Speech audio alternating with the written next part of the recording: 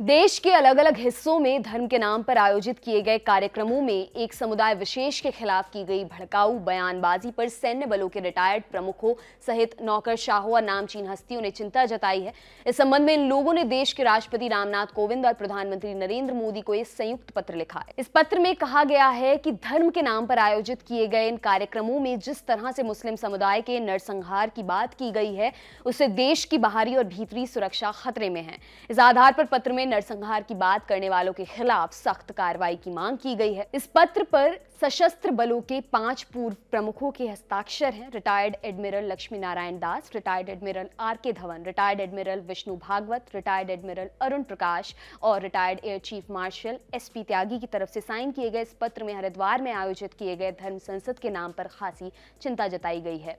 पत्र में कहा गया कि इस कार्यक्रम में जिस तरह की भाषा का प्रयोग किया गया वो हिंसा उकसाने वाली है। पत्र में आगे लिखा गया, हम सब हरिद्वार में हिंदू साधुओं और अन्य नेताओं द्वारा दिए गए भड़काऊ भाषणों से आहत हैं।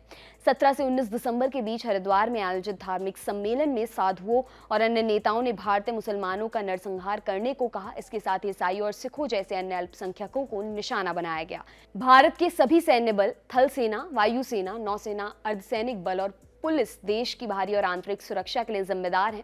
हमने भारत के संविधान की शपथ ली है कि देश के धर्मनिरपेक्ष माहौल को कभी खराब नहीं होने देंगे। हरिद्वार में हुए इस 3 दिवसीय धार्मिक आयोजन में बार बार देश को हिंदू राष्ट्र बनाने का आह्वान किया गया। इसके साथ ही जरूरत पड़ने पर हिंदू धर्म की रक्षा के नाम पर हथियार उठाने और विशेष समुदाय के नरसंहार की बात कही गई।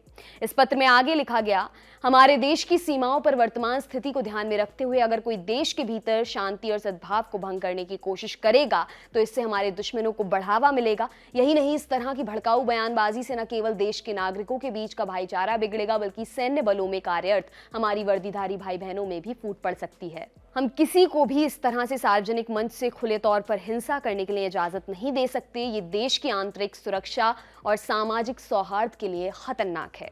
पत्र में आगे ये भी कहा गया कि हरिद्वार धर्म संसद में शामिल लोगों ने एक समुदाय विशेष के नरसंहार के लिए आर्मी के लोगों से भी हथियार उठाने को कहा है। पत्र में कहा गया कि देश की सेना से देश के ही लोगों के नरसंहार की बातें करना न केवल निंदनीय है बल्कि अस्वीकार्य भी।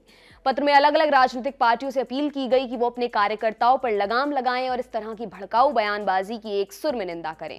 राजनीतिक पार्टियों के अध्यक्षों से यह भी कहा गया कि वो राजनीति करने के लिए धर्म का प्रयोग ना करें। इस पत्र में आखिर में देश के राष्ट्रपति और प्रधानमंत्री के साथ देश की संसद और सुप्रीम कोर्ट से भी अपील की गई कि इस तरह के हिंसक और भड़काऊ बयानबाजी पर कड़ी कार्रवाई की जाए। पत्र में कहा गया कि देश का संविधान सभी नागरिकों को अपने मन का धर्म अपनाने का अधिकार देता है। ऐसे में संविधान की रक्षा की जानी चाहिए। पत्र में राष्ट्रपति और प्रधानमंत्री से अपील की गई कि वो इस तरह की बयानबाजी की निंदा करें। मामला क्या है?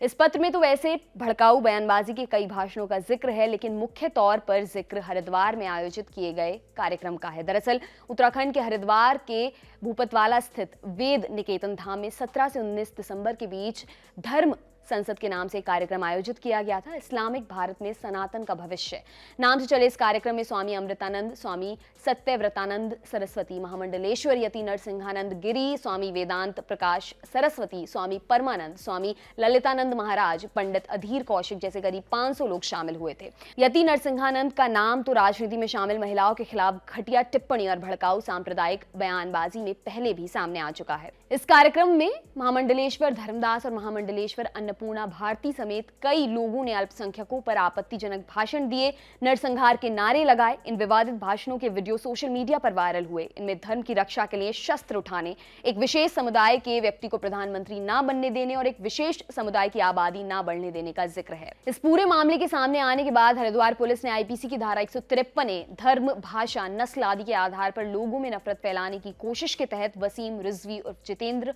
नारायण त्यागी, महामंडलेश्वर धर्मदास और महामंडलेश्वर अन्नपूर्णा भारती के खिलाफ केस दर्ज किया।